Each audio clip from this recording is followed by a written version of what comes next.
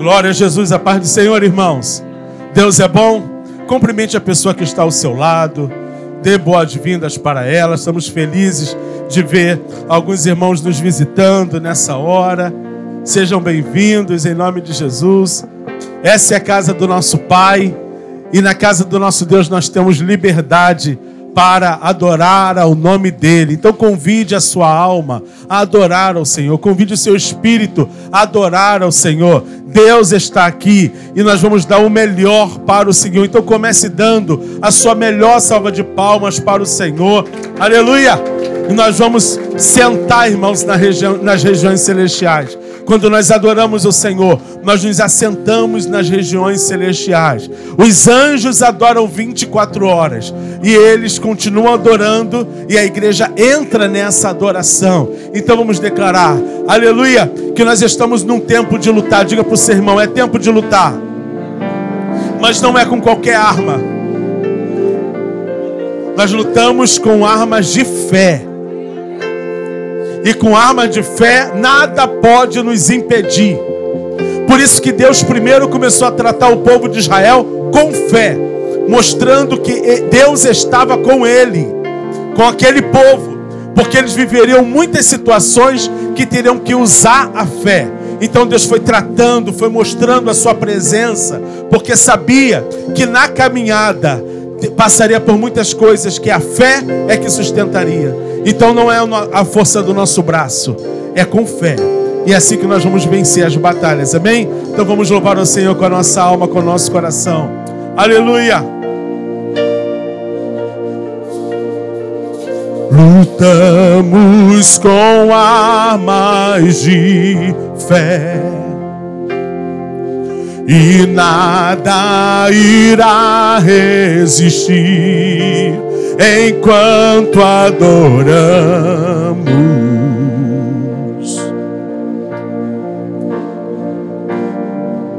Em meio às tribulações, o nosso Deus é vencedor.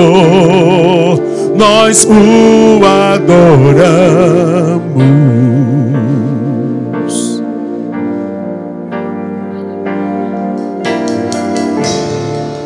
Vitorioso és, na tempestade estás.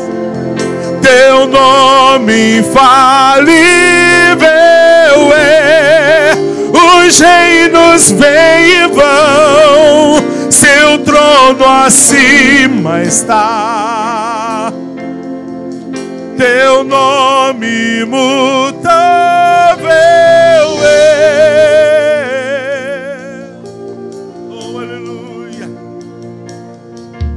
O inferno não prevaleceu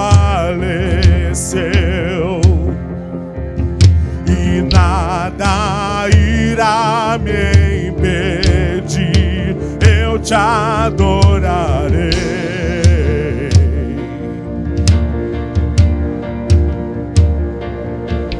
Muralhas vão estremecer, cadeias irão se romper enquanto adoramos.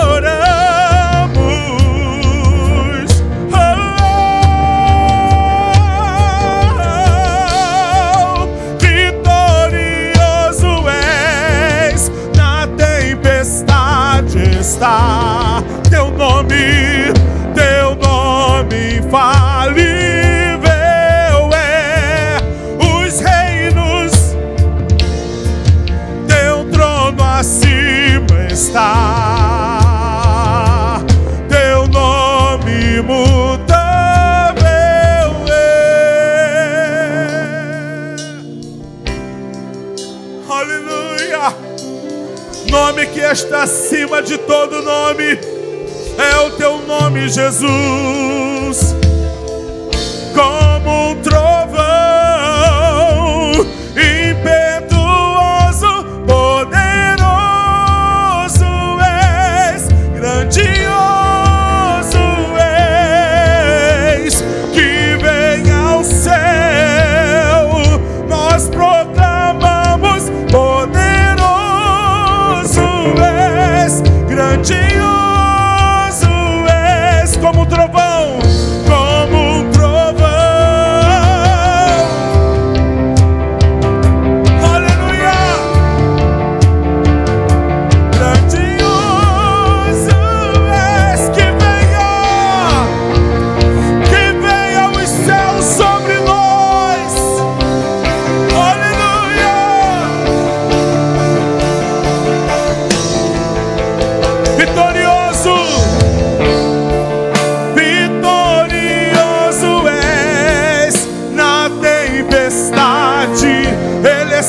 acima da tempestade.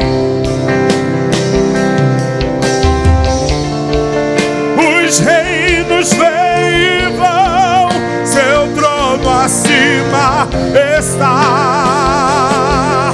Teu nome como um trovão, impetuoso, poderoso és, grandioso és, que vem ao céu sobre nós.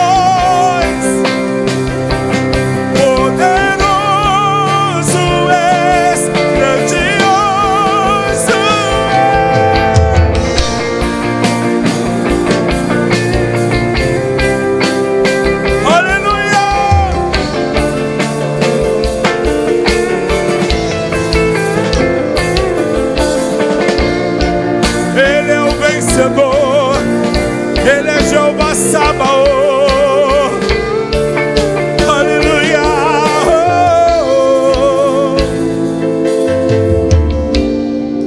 Vitorioso és, na tempestade está. Teu nome infalível é. Os reinos vêm e vão.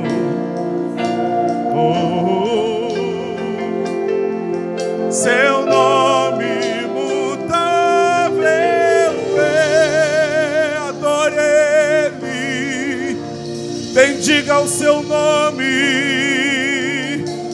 Aleluia, aleluia.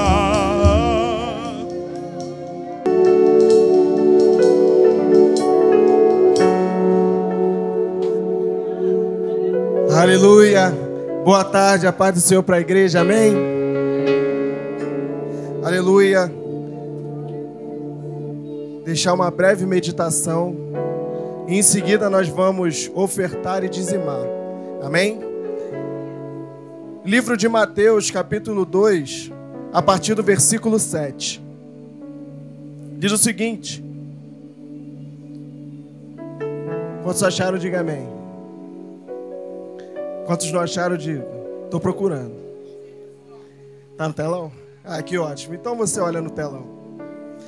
Diz o seguinte: então Herodes, chamando secretamente os magos, inquiriu exatamente deles acerca do tempo em que a estrela lhes aparecera.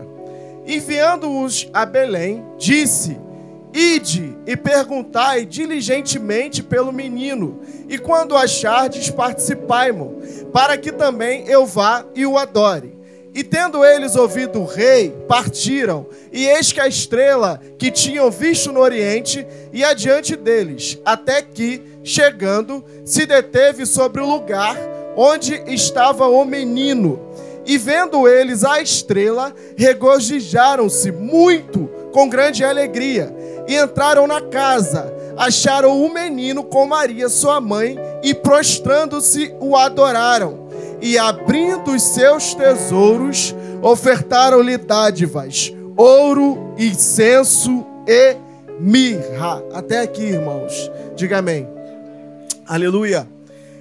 Esse capítulo mostra o nascimento de Jesus, o momento que ele nasce, e os reis magos ouviram lá do Oriente, e os estudos vão dizer que é da Pérsia, de que havia nascido o Messias. Eles recebem essa revelação e eles partem para Jerusalém para encontrar com o menino, com o Messias, que era Jesus. E quando eles chegam até Herodes e fazem esse questionamento. Herodes fala para ele: olha, você procura o menino, se vocês acharem, nos conta. E eles chegam no lugar que Jesus está, e algo aqui me espanta, que eles não chegam no lugar, simplesmente adoram a Jesus de mãos vazias. Eles chegam no lugar, mas eles já tinham preparado uma oferta lá atrás, lá no Oriente, lá na Pérsia, para poder entregar para Jesus, irmãos. E aqui, deixa eu deixar bem claro, eu não estou falando aqui de valor, de dinheiro, não. Nós estamos falando aqui sobre entendimento do propósito, entendimento da importância. Os reis magos entenderam a importância importância de Jesus, quem era Jesus, quem era o Messias que estava nascendo, e foram até ele, levando uma oferta, irmãos. Herodes sabia da importância, entendia do propósito de Jesus, sim, mas só que Herodes, ele decidiu uma outra parte, ele queria matar, exterminar o propósito. Herodes, ele entendia a importância, sabia do que aconteceria, sabia do propósito, mas ele queria matar o propósito. Já os reis magos não, eles decidiram contribuir para que o propósito acontecesse, irmãos. Porque cada oferta que eles deram não é sobre valor, era sobre o significado de cada oferta que eles davam, que existia um significado cada um para que o propósito acontecesse, tanto o ouro, quanto a mirra, quanto o incenso. Todos eles estavam contribuindo para o propósito de Jesus e para o ministério de Jesus, para que acontecesse, irmãos. E estamos falando de oferta e dízimo aqui, mas não é simplesmente de valor, mas é sobre entendimento e sobre consciência da importância do propósito que nós estamos inseridos aqui nessa tarde. Então, entendo que nós não estamos ofertando para uma igreja, nós não estamos dizimando para uma igreja, para um pastor, para uma pastora, não. Nós estamos contribuindo para que o propósito aconteça. E qual é o propósito? Para que pessoas sejam curadas, para que pessoas sejam transformadas, para que pessoas sejam alcançadas, para que pessoas sejam assistidas, para que pessoas evitem de, às vezes, dar cabo da sua vida, porque ouviram uma palavra deste lugar. Através da boca de cada um, irmãos. Não estamos ofertando simplesmente dinheiro, estamos contribuindo para o propósito. Então você vai receber um envelope das mãos das diaconisas. Nós temos também o QR Code no envelope. Temos o QR Code que vai estar aqui no telão. Você pode ofertar por Pix, você pode fazer transferência, você pode ofertar por dinheiro. E você que está em casa e vai nos assistir também, fique à vontade para participar desse momento e contribuir também para o propósito. Amém? Me dá um envelope também, irmã. Aleluia. Vamos orar nesse momento. Se você preparou, enquanto você prepara a sua oferta, seu dízimo, fique à vontade. Vamos orar em nome de Jesus. Pai, nós te agradecemos, Senhor, por esse momento, Pai. Porque, Senhor, nós não somos simplesmente espectadores, Pai. Mas nós somos, Senhor, participantes, Pai, da Tua obra, Pai. Do Teu propósito, Pai. Nós não ofertamos, Senhor, por aquilo que o Senhor vai fazer. Nós ofertamos por aquilo que o Senhor já fez nas nossas vidas, Pai. Nós te agradecemos, Senhor, por esse lugar. Nós agradecemos, Senhor, por cada vida aqui nesse momento, Pai. E nós sabemos, Senhor, que na medida que nós semeamos no Teu reino, Pai, nós colheremos, Pai. Porque não existe isso, Pai. Isso, Senhor, acontece, Pai, a lei da semeadura, Pai. E se estamos semeando no território, Pai, no terreno fértil, Pai, nós certamente colheremos, Pai. Mas nós não ofertamos, Senhor, por aquilo que o Senhor faz. Nós ofertamos por aquilo que o Senhor é nas nossas vidas, Pai. Muito obrigado, Senhor, por tudo que o Senhor faz por nós, Pai. Obrigado pelo Senhor, pelo sacrifício de Jesus lá na cruz. Obrigado, Pai. Nós te agradecemos, Senhor. E que vidas sejam alcançadas, Pai, pelo nosso investimento, Pai, no propósito, na visão, em nome de Jesus. Amém. Pastor Alexandre. Glória a Deus. Queria que você abrisse sua Bíblia em Juízes, ainda em Juízes mesmo, no capítulo 1, acabamos de ler sobre as casas. Deixa aberta a sua Bíblia e nós vamos meditar um pouquinho na palavra do Senhor, reconstruindo a identidade de filho. Semana passada, nós tivemos aqui uma palavra tremenda da evangelista Cleide. E eu tive a oportunidade de ouvir de novo a ministração. E como o Senhor falou, e como pessoas comentaram nas casas blindadas sobre a palavra que foi ministrada. E quando o Senhor começa a tratar de alguma coisa, nós precisamos continuar naquilo ali. Não podemos deixar perder o fio quando o Senhor libera a palavra. Vamos continuar nela, né, para que o Senhor possa continuar ministrando. E nós estamos vivendo um tempo de recomeço. Nós estamos vivendo um tempo de reconstrução. Nós estamos vivendo um momento que o Senhor está separando os seus filhos, relembrando pessoas que são filhas, né? Na outra semana nós falamos sobre o filho pródigo, e na semana passada a evangelista Cleide falou sobre Pedro de uma maneira maravilhosa, né? E agora eu queria falar um pouquinho sobre a reconstrução dessa identidade. E quando eu falo sobre isso, nós lembramos de algumas pessoas que falam que passam por momento de crise de identidade. Algumas pessoas vivem essa coisa de crise.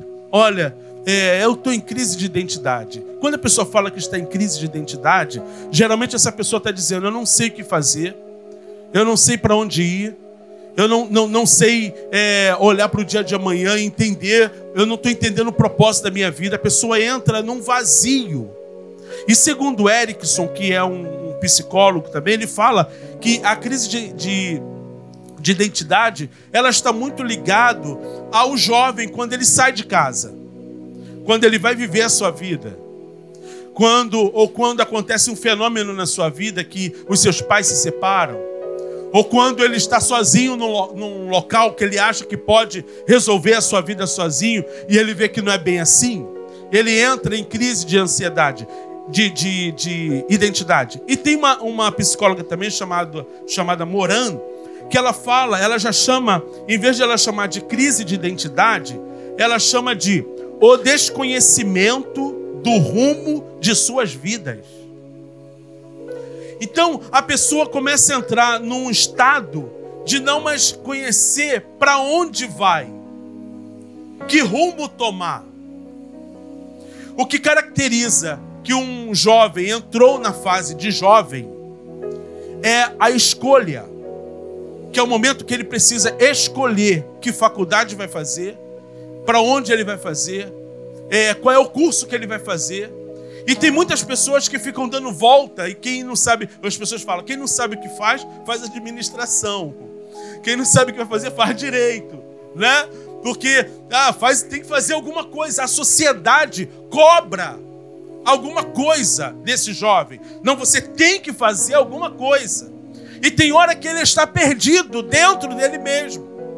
Só que, segundo Erickson, ele está dizendo que é quando esse jovem se ausenta da casa dos seus pais. E isso me deu uma revelação muito grande. Porque realmente, quando a gente sai da casa do nosso pai, quando a gente sai da nossa origem, realmente a gente fica perdido. Realmente a gente entra em crise. Realmente não sabemos o que fazer e nem para onde ir. Porque quando eu me distancio da origem, quando eu me distancio do pai, trazendo isso para o nosso pai, e quando eu saio da casa do pai, realmente eu fico uma pessoa vagando, sem destino, eu não sei para onde ir, eu não tenho mais rumo da vida. Isso chama atenção porque quando tratamos de identidade, precisamos compreender que quando sabemos nossa origem e estamos ligados a ela, pode vir o que vier, nada vai mudar quem somos. Vou falar isso com outras palavras. Quando eu sei quem é o meu pai, quando eu sei aonde eu estou ligado, pode acontecer várias coisas lá fora, mas eu sei para onde recorrer. Eu sei para onde voltar. Eu posso ir lá fora, mas eu sei qual é a casa do meu pai. Eu posso, em alguns momentos, sentir um vento forte e ficar com medo, mas eu sei onde é a casa do meu pai. Eu sei onde é o lugar do refúgio, porque eu tenho um pai. Eu tenho alguém que me protege, que me guarda. E Ele não me deixa andar sozinho. Eu sinto como eu tenho em mim uma corda amarrada, em mim e no meu Pai. Se eu cair, meu Pai sabe exatamente onde eu caí, porque eu tenho uma corda, eu tenho uma ligação, que eu vou andando e meu Pai sabe onde eu estou andando. Eu vou caminhando e o meu Pai sabe onde eu estou caminhando. Se eu cair, o meu Pai sabe onde eu caí. E quando eu estou indo demais, o meu Pai sabe me trazer de volta. O negócio é quando eu me canso de usar essa corda e solto e quero andar sozinho. Ele não vai perder você de vista, mas você vai ficar caído num lugar que não era para você estar. Até que você lembre que você tem um Pai, que você tem uma casa e que você tem uma origem. O problema aqui não está onde você está neste momento e nem o que você está fazendo. Não importa como você está, não importa o que você está fazendo, não importa onde está o seu pensamento, importa é que tem um Pai que está esperando você, que está de olho em você e está dizendo: onde você estiver, a minha mão vai aonde você estiver e vai te trazer de volta. Como Deus tem tratado essa coisa de voltar, né, irmãos, aqui? Como Deus tem falado essa coisa de filhos voltarem. Por que filhos voltarem? Porque ao mesmo tempo que Erickson está dizendo que os jovens se perdem, alguns se perdem quando se desligam da sua casa, quantos estão perdidos dentro de casa? Que uma coisa é aquele que está perdido fora, e aqueles que estão perdidos dentro. Eu lembro daquela mulher que tinha 10 dracmas, e uma ela perdeu dentro de casa. Então não é só quem está lá fora. Nós temos a facilidade de pensar em quem está fora, em quem não está na casa. Mas e quantos filhos estão perdidos dentro de casa? E que precisa de uma atenção ainda maior para achá-los. Porque não se revela facilmente. Se não for pelo Espírito de Deus, não revela facilmente. Eu canso de dizer, os irmãos já ouviram, que eu falei até acho que no primeiro dia aqui, ou numa casa blindada, que quando eu fui na casa da minha mãe, ela falou: olha, eu estava orando pelo Ângelo que está desviado, pelo Adriano que estava desviado, e o Senhor falou para eu orar por você que está desviado também. Meus irmãos estavam no mundo, eu estava dentro de casa, dentro da igreja. E ela me comparou. Ela disse que o Senhor disse que eu estava igual a eles que estavam lá fora. Mas eu estava dentro de casa. Eu estava cantando, ministrando, eu estava dentro da casa. Se não fosse uma revelação de Deus para mostrar o meu estado, quem sabe até hoje eu não estaria perdido dentro de casa. Até que alguém resolveu acender uma luz. Alguém resolveu acender uma lamparina dentro de casa para poder ver o que estava perdido. E não foi isso. Aquela mulher, além de acender a lamparina, ela pegou uma vassoura para limpar a casa. Porque tem coisas que ficam perdidas no meio da sujeira. E ela pega a vassoura, vai limpando e vai olhando. Então ela acha a dracma. Então, como é isso? Pessoas dentro de casa que se desligam do Pai, mas se acostumaram a vir a casa. Vem a casa por costume, por religiosidade, por medo de um Deus punitivo, por medo de um Deus que pode castigar, que pode fechar a porta, que pode colocar uma doença. E Deus está se apresentando para a sua igreja, não como o homem todo-poderoso, Ele está se apresentando como o Pai. O Pai que vê, o Pai que enxerga, O Pai que sabe do teu caminho, sabe por onde você anda, sabe o que você faz, como você faz. É o Pai que está vendo. Ele está dizendo: meu filho, por mais que você tenha soltado a corda, a minha mão não está agravada, a minha mão está livre para poder ir onde você está. É interessante que o maior trabalho do adversário é fazer a gente esquecer quem é o nosso Pai. É o maior trabalho dele. Porque se eu esqueço quem é a minha origem, eu vou viver, eu sei quem é o meu Pai. E se você olhar para mim, você vai ver alguns traços do meu Pai, não é verdade? Você vai ver alguns traços do meu Pai. Eu conheço meu Pai. Eu convivo com meu Pai. Mas Satanás, ele tenta colocar intriga entre eu e meu Pai, para eu não me dar bem com o meu Pai. Satanás tenta colocar você distante do seu Pai, para que você não veja Deus como um Pai. A gente olha para a sociedade hoje, é uma sociedade praticamente sem pai. Quantas pessoas nunca viram o seu pai, nunca conheceram o seu pai, nunca tiveram um carinho do seu pai? Ou se tem pai, muitos pais abusaram das suas filhas.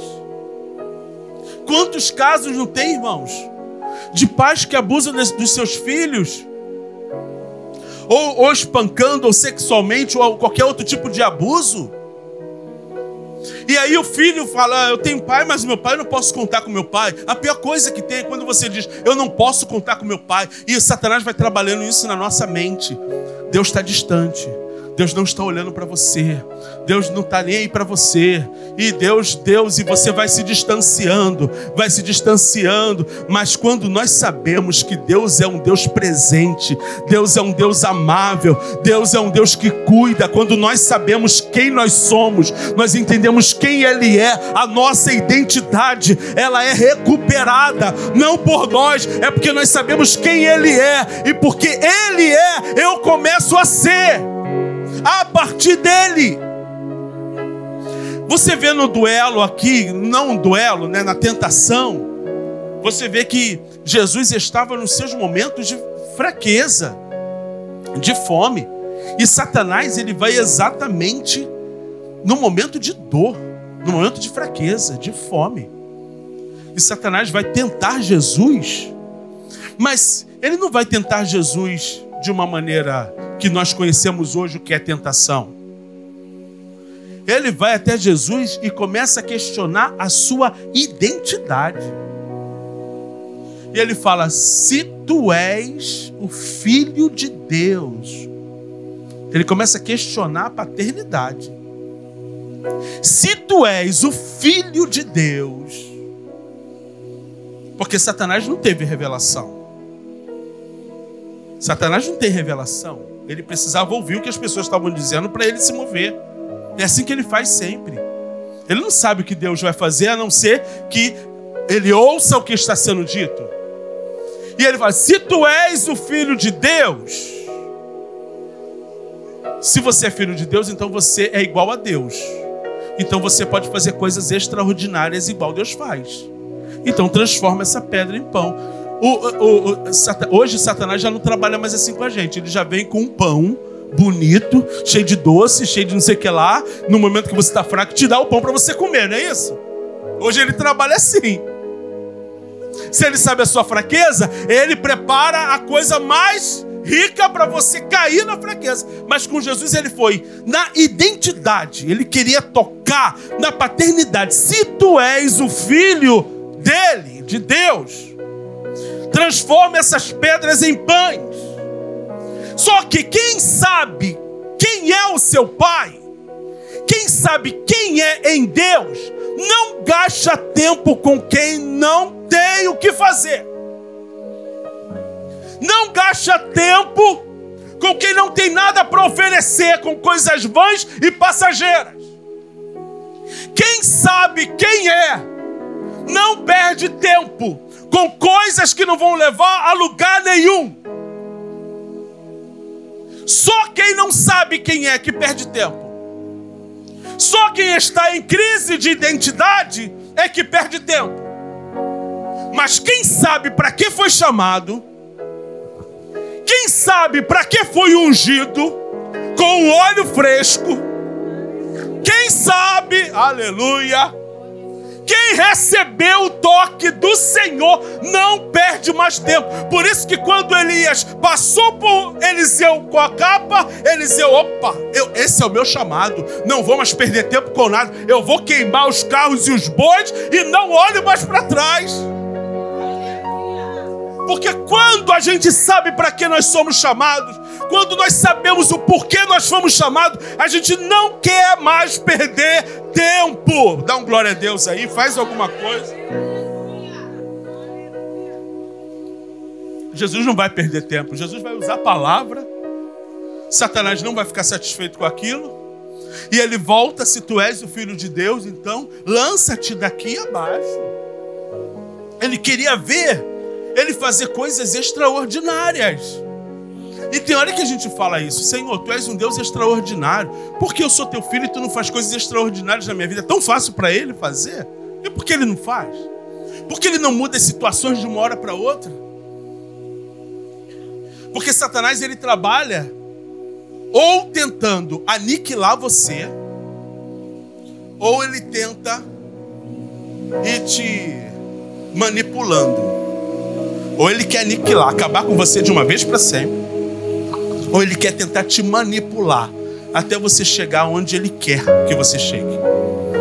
E ele vai fazendo isso trabalhando na nossa visão, porque já entrou uma ambição na nossa visão. Já entrou uma ambição de querer ter. A gente, irmãos, fica de frente para uma televisão que toda hora te oferece alguma coisa. E agora no celular é mais fácil ainda. Você sabe que o seu celular fica o que você fala em casa, muitas coisas ficam ali. Daqui a pouco, olha, um dia a gente estava falando sobre algum produto, e vamos ver o preço de não sei o que lá. Quando eu abri o celular, já estava ali aparecendo as primeiras imagens. Foi o que eu acabei de falar com ela. Eu falei, tá amarrado agora. Você está me escutando? Várias vezes eu já vi isso. Porque você sabe que você fala com a Siri. E aí, Siri? Ela, oi, tô aqui. Então hoje nós estamos vivendo isso. E as coisas brilham nos nossos olhos. As coisas vão aparecendo. E tudo que você precisa está ali na sua mão, na sua cara. Satanás trabalha com isso, trazendo ambição na sua visão. E aí você vai se distanciando do seu propósito original, porque Deus não trabalha assim. Deus não trabalha colocando ambição em você e dizendo, olha, vem meu filho, porque eu vou vou te dar isso e aquilo. Não, ele fala, você vai ter muita luta. Quem é filho, nasce. Repete isso, irmão.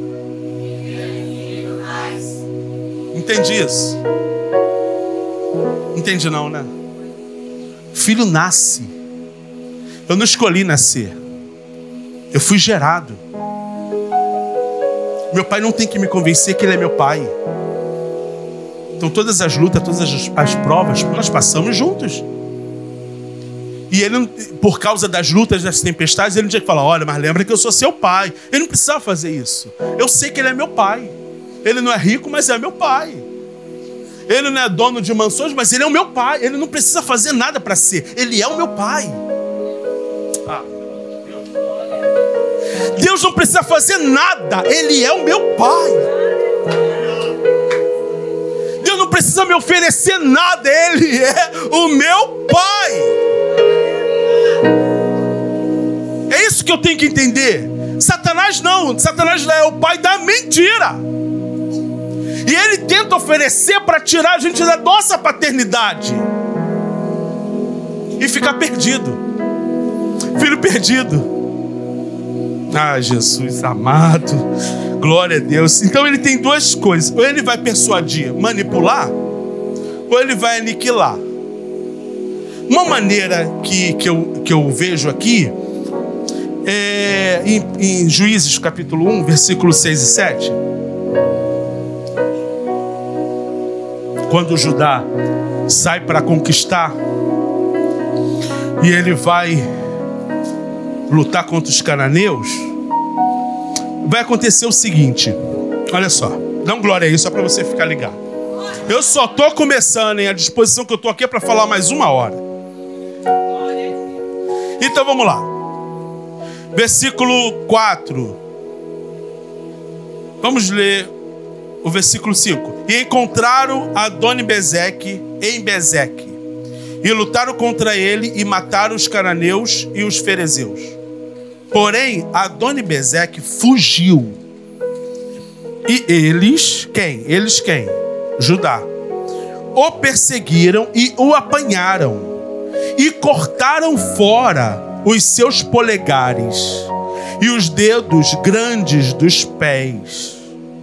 E Adoni-Bezeque disse: 70 reis com os seus polegares e dedos grandes dos pés decepados juntavam sua carne debaixo da minha mesa. Tal como eu fiz, assim também Deus me retribuiu. E o trouxeram a Jerusalém e ali ele morreu. Olha o que acontece. Olha o que acontece. Quando Judá toma a cidade, ele vai atrás de Adoni-Bezeque, que ele fugiu. E quando ele toma Adoni-Bezeque e os seus guerreiros, eles cortam os polegares das mãos e os dedões do pé. E aí Adoni-Bezeque diz assim: olha o que está acontecendo comigo. Ele, o inimigo, eu sempre fiz isso com eles. Eu sempre agi assim com quem eu capturava, e agora isso está vindo sobre mim. Ou seja, Judá, antes disso você não vê eles fazendo isso, mas Judá viu a estratégia que ele tinha e usou contra ele. E qual era a estratégia do inimigo quando ele capturava alguém? Ele arrancava os polegares dos guerreiros. E eu estou falando de quê mesmo? Ele tirava a primeira coisa, a facilidade de segurar. Que uma pessoa que nasce sem o dedo, ela vai aprendendo com a vida a se virar com aquilo ali. Mas quem já é prático e tira do nada, não sabe fazer exatamente nada. E olha o que o inimigo quer fazer. Ele quer logo tirar aquilo que pode te trazer segurança. Ele quer logo arrancar aquilo que faz você lutar, segurar, guerrear, se posicionar. Meu Deus do céu. Ele arranca logo. Quem é levita vai ter dificuldade de tocar. Quem é guerreiro vai ter dificuldade de guerrear. E não só isso, ele vai tirar também os dedões dos pés. Ou seja, a estabilidade para não correr mais. Esquece casa de refúgio, porque não tem força para correr, não tem apoio para correr. Quem dança aqui sabe que para você ficar na ponta do pé, para a menina ficar na ponta do pé, toda a força é para o dedão do pé. O negócio é no dedão do pé.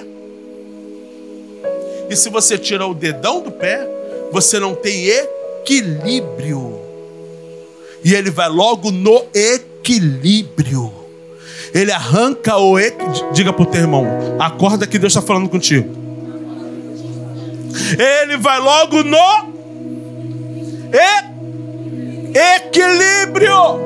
Agora você vê um guerreiro sem posição, sem força para guerrear e sem equilíbrio. Qual é o guerreiro que ganha alguma batalha se ele não tem como segurar a espada e nem ficar de pé?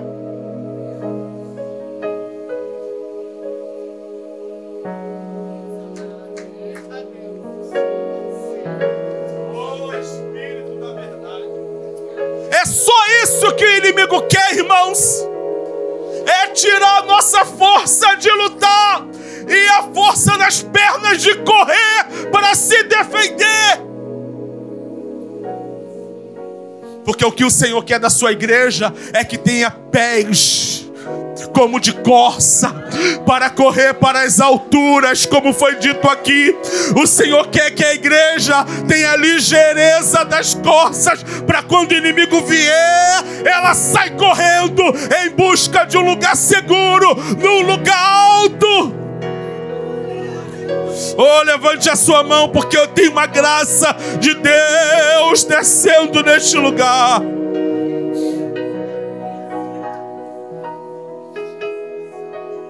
Olhando para o ministério, olhando para o nosso ministério, você sabe que o sumo sacerdote, para você ser sacerdote, você tinha que ser destro, não podia ser canhoto,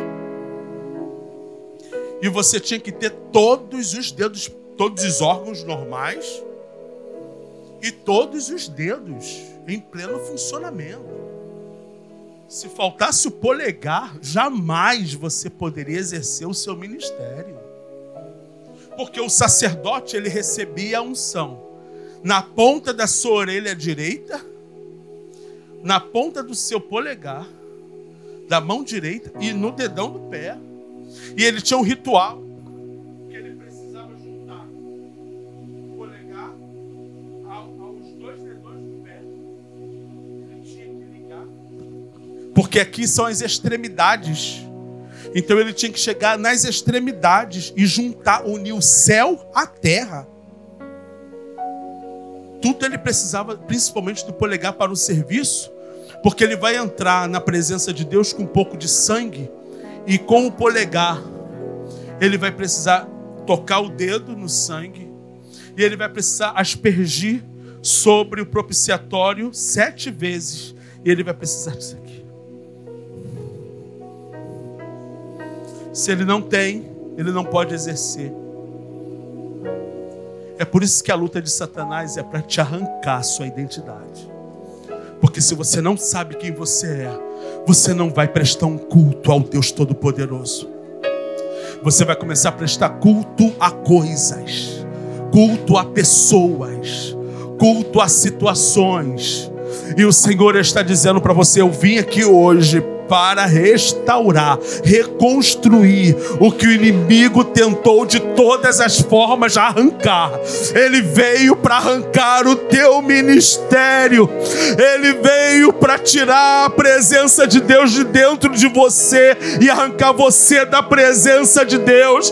Só que ele não contava que a mão do Eterno, que a mão do Todo-Poderoso ia te encontrar mesmo em cacos, mesmo em frangalhos, mesmo em pedacinhos. Ele ia te encontrar e trazer uma unção nova sobre você. Ele ia ungir o seu dedo, ele ia ungir a sua orelha, ele ia ungir o seu pé e dizer: eu unjo os seus ouvidos para você ouvir somente a minha voz. Eu unjo os seus dedos para você nunca mais parar de lutar, e eu unjo os seus pés para você correr para o lugar de segurança que é na minha presença. Adore o nome dele, adore o nome dele.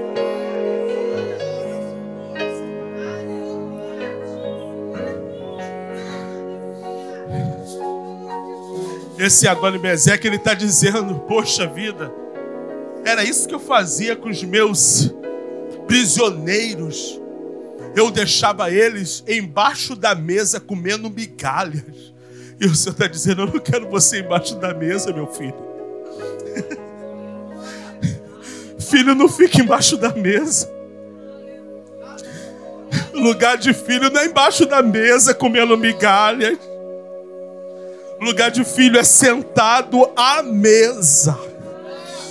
Lugar de filho é sentado à mesa, sendo servido pelo seu pai, pela sua mãe. É o lugar de filho, é a mesa do pai.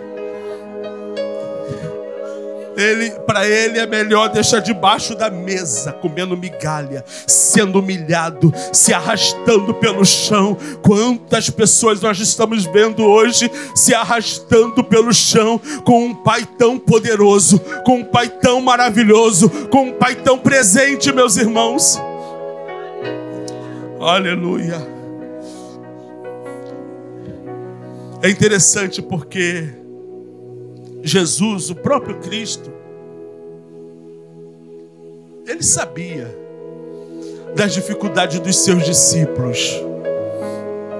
E eu falava isso no discipulado nosso dessa semana, que Jesus, ele sabia da dificuldade dos seus discípulos. Jesus sabe que nós não somos perfeitos. Jesus sabe que nós temos uma porção de coisa faltando em nós. Mas ele começou uma obra e ele não vai parar porque está faltando alguma coisa em você, porque ele completa. Jesus não tinha um olhar maldoso para os seus filhos, para os seus discípulos. Assim como nós temos. Quando nós olhamos para alguém e chega alguém, ó, cuidado com essa pessoa, hein, ó. Você não sabe qual é a intenção dela, hein. Essa pessoa aí, ó, mas ela já fez isso, isso e isso, hein? Cuidado, pastor, vigia. Mas, cuidado. Ó, esse tipo de pessoa chega com um sapatinho de lã quando você vê, pastor. E aí a gente já vai olhando para aquela pessoa como: Senhor, me guarda. Olho de vaso. Senhor, me guarda. Chegou. Todo mundo já... Os obreiros olham para o outro. Se tivesse aquele radinho, cuidado, cuidado. Irmão, se Jesus fosse olhar assim para os seus discípulos, não ia sobrar um, não, irmão. Não ia sobrar ninguém, não. Se ele fosse olhar com esse olhar maldoso que nós temos, ele não ia pegar ninguém. Ah, mas era ele, tinha que ir lá para o templo. Para o templo, Caifás era assim, com Pilatos lá, com a galera lá. Estava corrompido igual todo mundo. Nem ligava, porque a arca não estava mais no templo. Então ninguém ia sair fulminado de lá. Não tinha mais a arca. Não lutaram pela arca. 400 anos em silêncio. E Deus não falava com o povo. Caifás já estava para lá. Deus não fala mais com ninguém.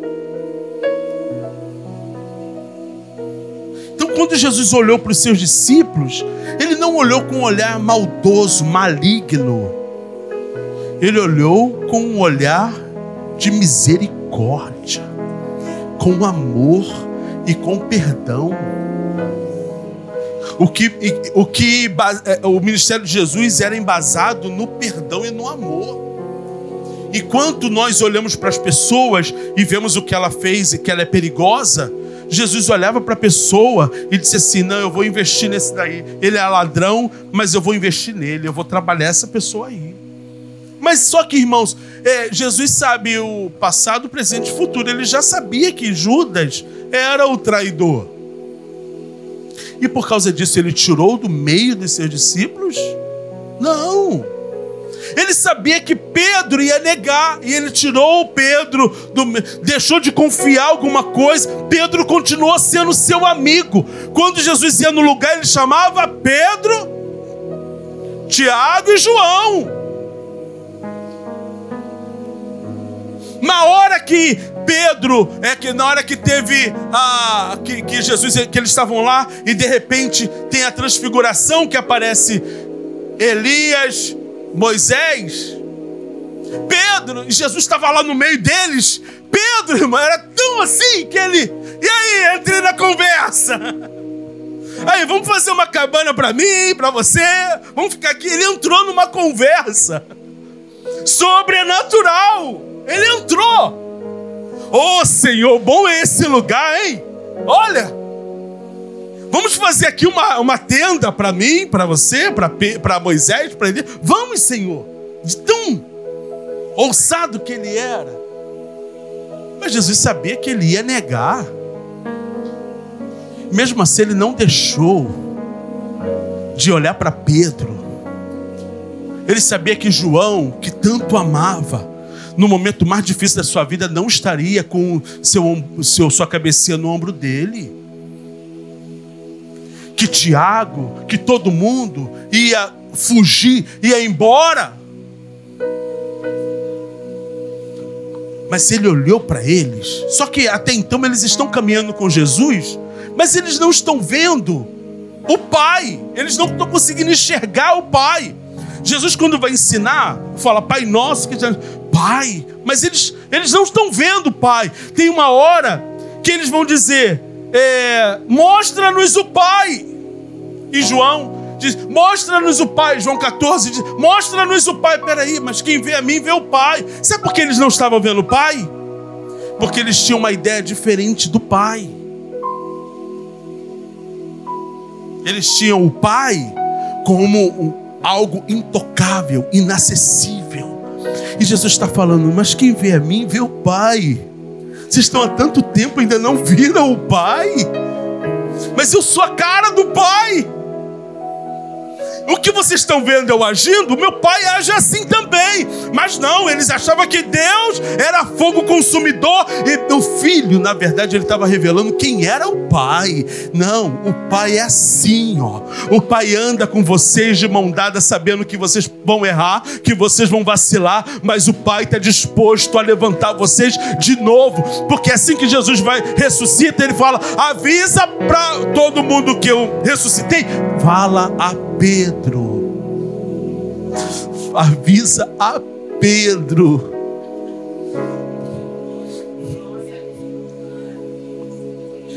Sabe qual foi o problema dos discípulos? É que eles não fizeram como Eliseu, queimaram os carros e os bois, continuaram com as suas redes guardadas e a vara. Eu acho que, sabe o que eu acho, mãe? Que Pedro andava com uma vara no ombro, sabe? Aquele que gosta sempre de pescar. Evandro gosta sempre de pescar. Se Evandro tivesse agora com um carro, acho que na mala dele ia ter uma vara. Passou ali da Baía de Guanabara, pum! Sabe por quê? Porque quando Jesus fala para Pedro para pagar o imposto, fala o que para ele? Vai lá, Pedro. Vai, Pedro. Pega a tua vara e vai pescar. Na boca do peixe vai vir uma moeda. Aí você paga o meu e o teu. Porque Jesus sabia que Pedro estava andando com ele, mas ele ainda era um pescador. Ele precisaria abrir mão. Tanto que quando Jesus morre, o que Pedro vai fazer? Volta a pescar. Vai lá com os seus amigos, com os outros discípulos, e estão lá no Mar da Galileia pescando. Aí vem Jesus de novo. Jesus já sabia, irmão, porque tem hora que a gente cai no mesmo problema uma porção de vezes. Mas ele é tão misericordioso que ele vai uma porção de vezes te resgatar. Até que chega a hora. Oh, aleluia. Até que chega a hora. Que não tem mais para onde correr. Que você tem que se render totalmente. E o que acontece é que quando Jesus fala assim, joga para a direita. Aí eles jogaram.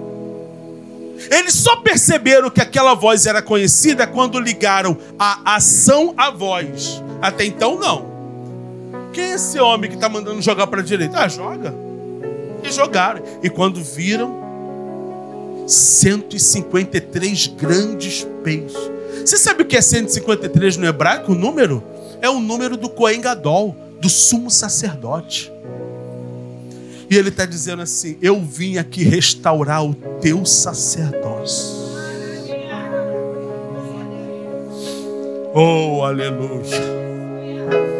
Oh, aleluia. Eu vim restaurar o teu sacerdócio. Eu vim ungir a tua orelha direita. Eu vim ungir o teu polegar direito. Eu vim ungir o teu dedão do pé direito. Eu vim aqui restaurar o teu sacerdócio. Você não vai mais andar vacilante. Você não vai mais andar perdido, sem estabilidade. Eu vim restaurar o teu sacerdócio. E quando Pedro Quando eles ligam a ação à voz, que João fala, essa é a voz do mestre. Pedro mergulha, dá um mergulho, e os outros vêm de barco. Chegam na mesma hora os dois. Era só Pedro continuar no barco, que ia chegar junto. Mas Pedro ele tinha alguma coisa. E por isso que o Senhor precisava de um Pedro na vida, sabe?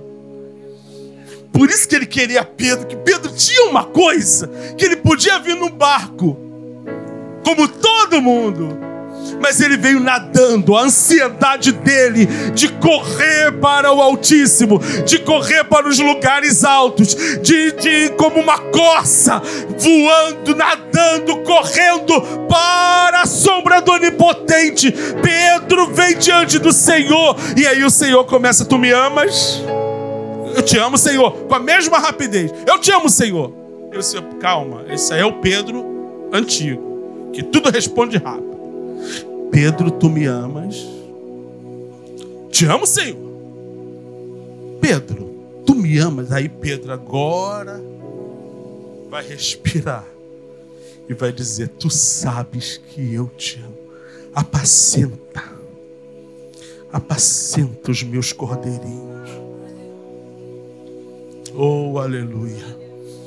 Oh, aleluia. Que obra linda Deus quer fazer em nossas vidas. Que obra linda Deus quer fazer nas nossas vidas. Eu vou terminar agora. Só quero falar para você o seguinte: como reconstruir a identidade. Primeiro, voltando à origem. Quem é a origem? A fonte.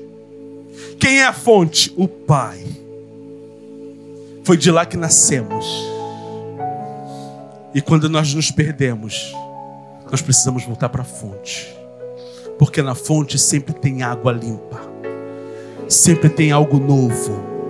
Na fonte você pode ser refeito. Na fonte você pode ser reconstruído. Na fonte tudo pode fazer novo, de novo, e de novo, e de novo. Tem que ir para a fonte. Eu não posso olhar para a fonte como algo que eu não tenho acesso. Eu tenho que olhar para a fonte como eu sei que eu posso me achegar. Achegai-vos a mim, eu me achegarei a vós, diz o Senhor. Então eu preciso correr para a fonte. Você sabe por quê, irmãos? Porque uma mãe, ela pode rejeitar um filho. Sabia disso? Sabe, né? Uma mãe rejeita um filho. Um pai rejeita um filho. E a criança, quando ela é rejeitada, ela sente por quê? Porque ela tem entendimento? Não. Porque o ventre da mãe, quando há uma rejeição, ele fica enrijecido. E a criança percebe que não está bem ali. O útero da mãe fica enrijecido. E a criança começa a se sentir desconfortável, assim como ela fuma. Quando ela fuma, cada tragada de cigarro que ela dá, o útero... Então a criança percebe que ela não está sendo bem aceita. Depois dos 6 meses, ela começa a ouvir. Não entende, mas ouve. E as ondas sonoras, elas podem ser agressivas. As ondas sonoras podem bater. Então a velocidade que eu falo, meus filhos sabem quando eu estou chateado, é pela maneira que o tom da minha voz. Quando eu falo Levi, quando eu falo Caleb, Hannah, eles já sabem que alguma coisa não está bem. Tem gente que gosta de falar o nome todo. Alexandre Ramos da Silva. Né, Tiago? Fala o nome todo. Quando fala o nome todo, deu ruim. Só que a mãe tem que lembrar. Eu não sei se eu vou falar, não. Acho que você está muito calado. Está preparado? A mãe pode te rejeitar nesse plano. Mas antes de você estar nesse plano, Você estava sendo gerado pelo Altíssimo. E teu pai não te rejeitou. O teu pai não te rejeitou. As ondas sonoras que ele emitia para você é: meus pensamentos são de paz e não de mal. Eu tenho uma obra, eu estou preparando você para uma grande obra. Eu estou moldando você para uma grande obra. Ainda que a mãe da terra pode todavia esquecer do seu filho que cria, ainda assim eu não me esquecerei de ti.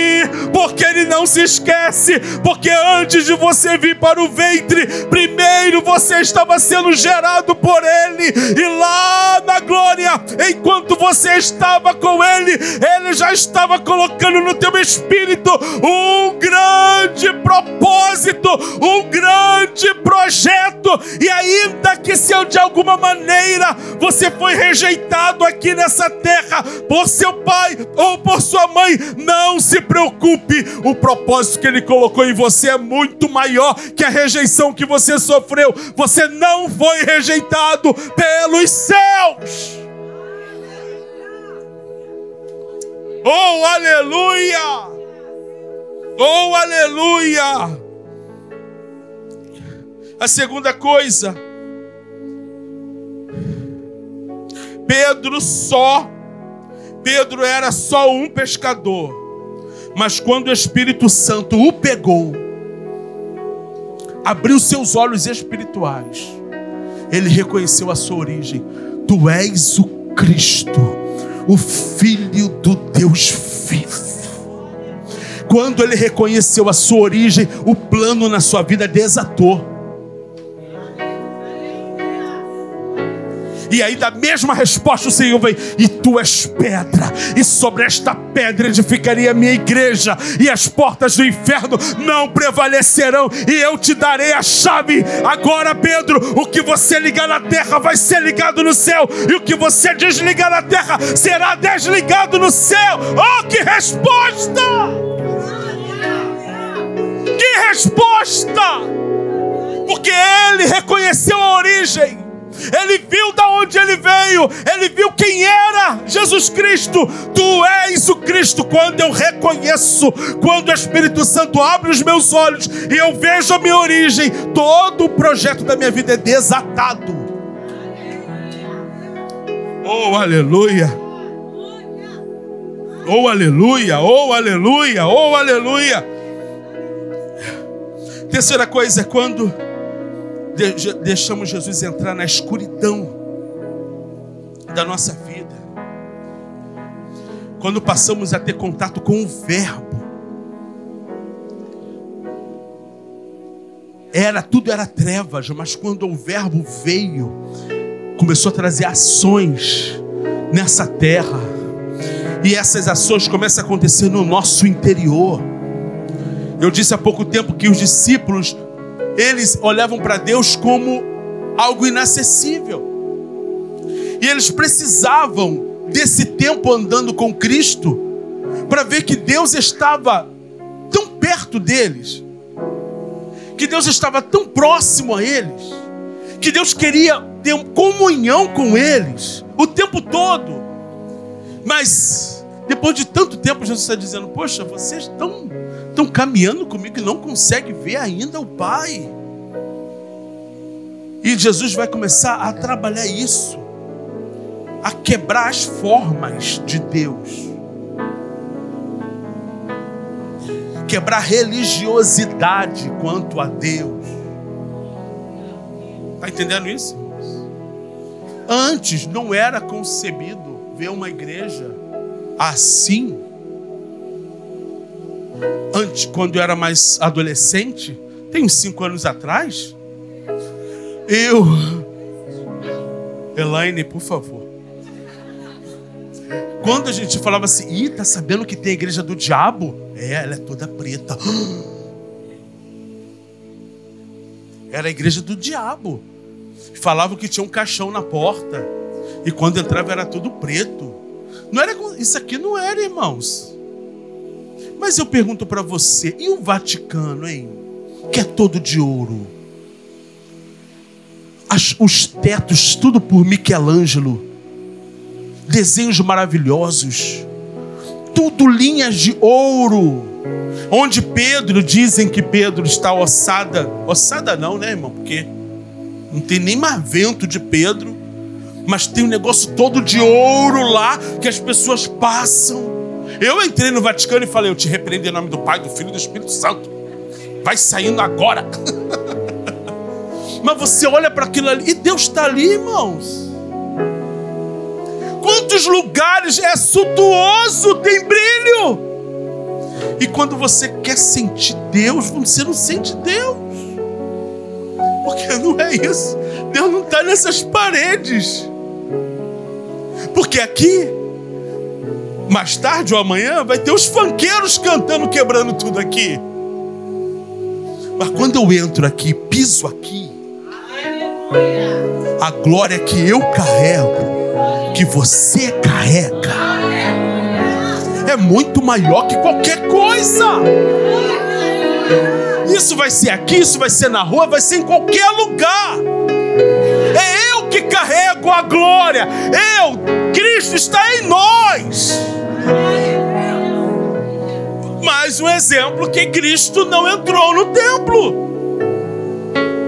Ele nem podia entrar no templo. No máximo que ele chegou foi na escadaria.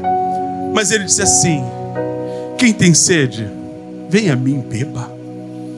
Estava todo mundo dançando, porque era o último dia da festa dos tabernáculos. E eles precisavam levar a oferta das águas. Então o sacerdote sai ali do templo e vai lá no tanque de Siloé, longinho. E vai todo mundo com cântaros. Nessa hora, homem não carrega água. É só nesse dia que o homem carrega água. E eles vão, os levitas e os sacerdotes com os cântaros, dançando. E vai lá no tanque de Siloé, enche. E eles colocam bacias de areia na frente ali do templo. E eles vêm dançando, cantando, dançando, cantando. E aí de repente eles vêm ali e derrama aquela água sobre aquela terra. Lembrando do tempo que tiveram no deserto. E Deus enviou água e pedindo que o Senhor envie a chuva temporânea e seródia. Agradecendo pela chuva que já veio e pela chuva que vai vir. Na hora que eles vão derramar água, Jesus pede a palavra. Ele disse assim: oh. Quem tem sede, venha a mim e beba. Como diz as Escrituras, rios de água viva fluirão. Não se preocupa com essa chuva que cai, se preocupa com a água que está fluindo, do Espírito Santo que vem. Ele estava tirando o foco daquelas pessoas para aquele olhar para o templo e colocando: ei, tem uma água aqui viva e vocês não estão percebendo. Tem uma água fluindo aqui que vocês não estão percebendo. Está entendendo? Ele estava mostrando a naturalidade do Pai. Depois disso, sabe o que vai acontecer? Eles vão precisar. O sumo sacerdote vai dar a bênção e ele vai precisar muito do polegar. Porque essa aqui é a letra de Shin e Shaddai. Ele junta o Shin e o Shaddai. É o Deus Todo-Poderoso, Shaddai, e o Shin, a presença do Deus Todo-Poderoso. Ele junta na hora, cobre o rosto e as mãos e impetra a bênção araônica. Que o Senhor te abençoe e te guarde, que o Senhor faça resplandecer seus por dia. Mas Jesus estava ali. Jesus não estava mostrando isso. Mas daqui a pouquinho, Jesus vai mostrar uma outra bênção. Eu vou terminar agora. Jesus não fez isso com a mão para abençoar. Jesus fez isso com a mão.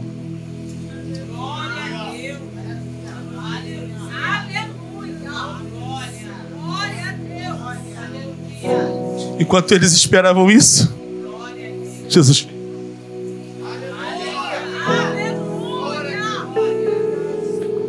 Podia até aplaudir.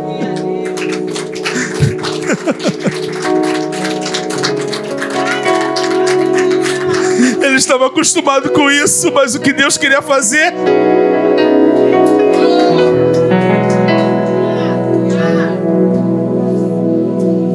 isso que Ele queria, trazer salvação, libertação e filhos de volta para a casa do Pai.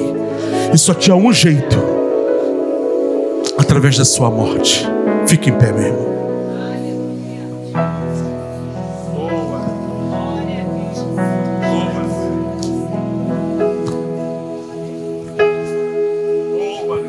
Grande é o Senhor. Vem para cá, Tiago, vem para cá, Luiz. Oh, esse é o nosso Deus. Esse é o nosso Deus que cuida de nós. Esse é o nosso Deus que trabalha em nós, por nós. E Ele está aqui hoje para abraçar filhos. Ele está aqui para abraçar filhos. Ele está aqui para dizer para filhos aqui que vocês são amados. E quando tudo ao seu redor parecer estar perdido, quando tudo ao seu redor parecer estar sem direcionamento, Ele está dizendo: eu sou o teu Pai. E nós vamos fazer uma coisa diferente hoje. Nós vamos fazer uma coisa diferente. Eu queria até pedir que todos que estão lá fora entrassem. Todos que estão trabalhando, né, a pessoa que está lá, que todos viessem para cá nesse momento. Que eu quero algo entre nós. Nós temos um Pai. Nós temos uma paternidade. Essa paternidade não é homem. Existe uma diferença de paternidade e paternalismo. O que é paternalismo? O Papa, por exemplo, ele é paternalista. Ele é dono de Estado. Então as pessoas devem obediência.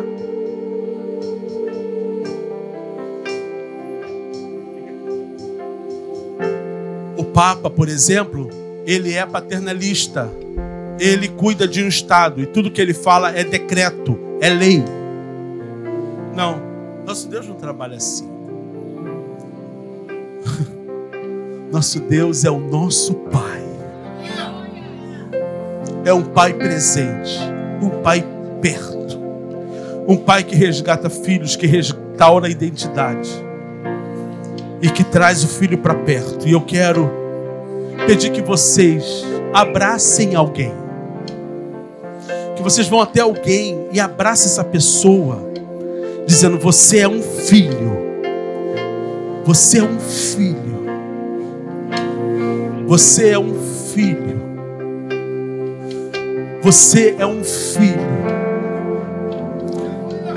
E Deus cuida de você. Você é um filho. Assim como... Estou pegando o João aqui no meu braço. Ele está te tocando no braço. Abraça ali o Flávio Franklin, lá atrás, ó.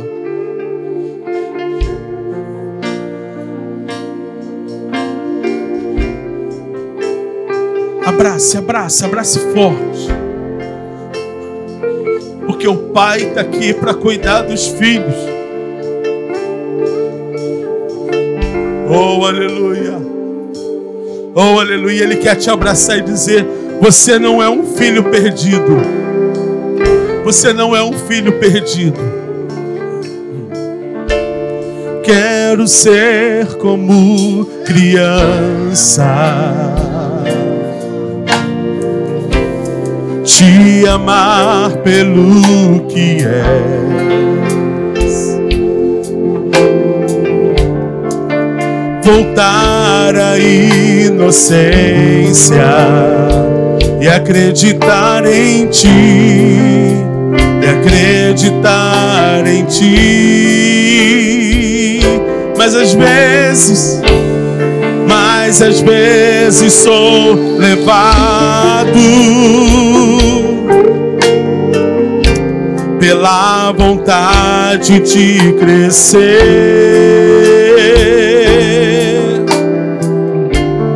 torno-me dependente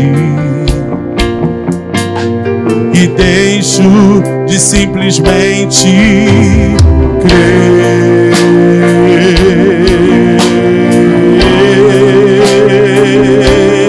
Declaro: não posso viver, não posso viver longe do teu amor, Senhor. Não posso viver longe do teu afago,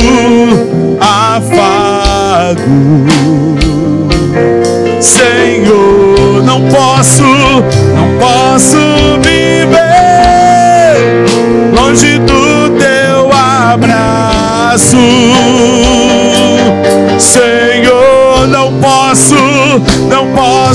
viver longe do teu amor, Senhor. Não posso viver longe do teu afago, Senhor. Não posso viver longe do teu abraço, Senhor.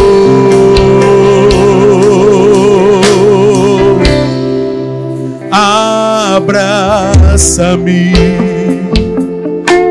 oh, aleluia. Abraça-me,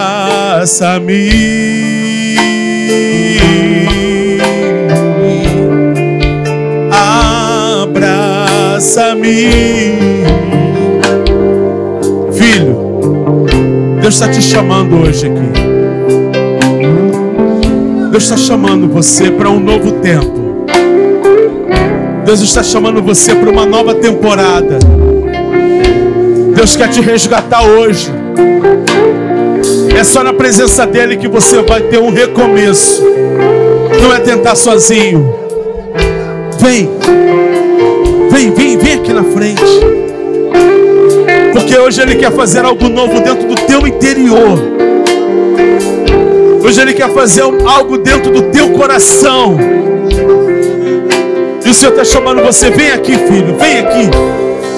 Eu quero te dar um abraço, meu filho. Eu quero te dar um abraço, meu filho. Eu quero te dar um abraço, meu filho. Corre pra cá. Você está ouvindo a minha voz, meu filho? Venha pra cá. Aleluia. Não endurece teu coração. Não é sozinho que você vai conseguir. É com a ajuda do teu Pai. Aleluia. Pai, aqui estão os teus filhos. Aqui está, Senhor, a tua igreja. Aqui está o teu povo. E nós fomos tocados pelo teu Espírito Santo. E quando somos tocados, vemos quem é o Senhor. E a nossa vida é desatada, Pai.